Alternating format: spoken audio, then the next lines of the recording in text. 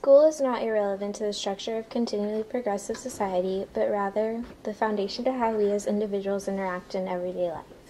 School is often taken for granted, but I think if it were to cease existence, life would never reach a state of enlightenment, and everyone involved in it would most likely be tempted to make poor decisions leading to severe consequences.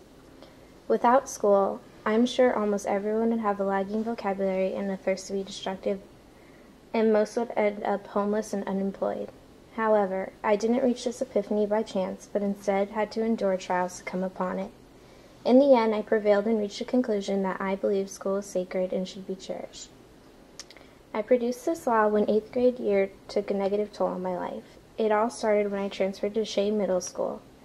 I was very apprehensive on how I would adapt at this new school, and when the first day came, I was unprepared and on my wits' end with anxiety. I entered my homeroom class and immediately felt like an outcast. I sat down at my seat and began diligently doing my bell work. This routine continued for my first couple of weeks. I had made a couple of friends over this course of time, but I didn't particularly see myself as being close to them.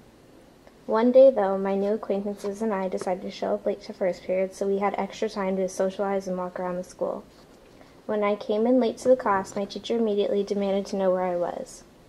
Since she offered me such a harsh and tyrant tone, I took it upon myself to make a rude, sarcastic remark, in which the whole class found hysterical and burst out laughing, except my teacher, who was embarrassed and awestruck, and decided to send me to the office.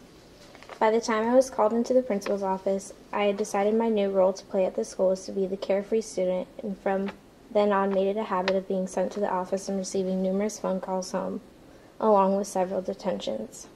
After a couple of months, I was friends with the whole entire 8th grade class and had flourished with a massive ego. But my parents and my teachers were growing tired of my routinely pathetic act, and so then decided to conjure a meeting date behind my back.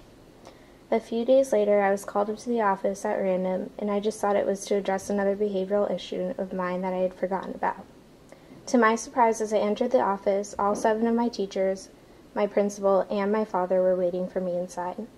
We all decided to hold our meeting in the conference room so everyone could have a comfortable fit.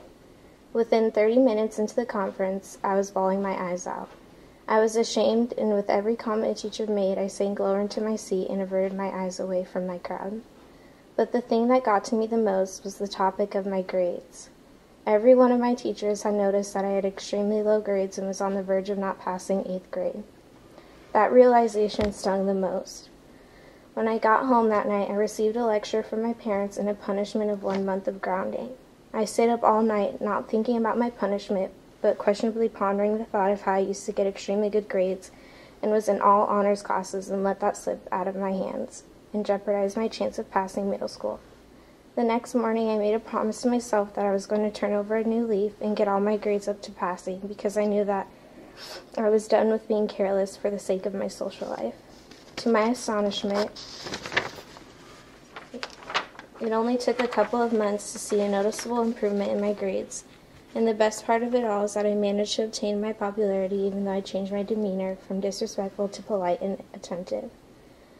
All those many times of getting in trouble led me to realize how precious school truly is and how it is a privilege that I should be thankful for having.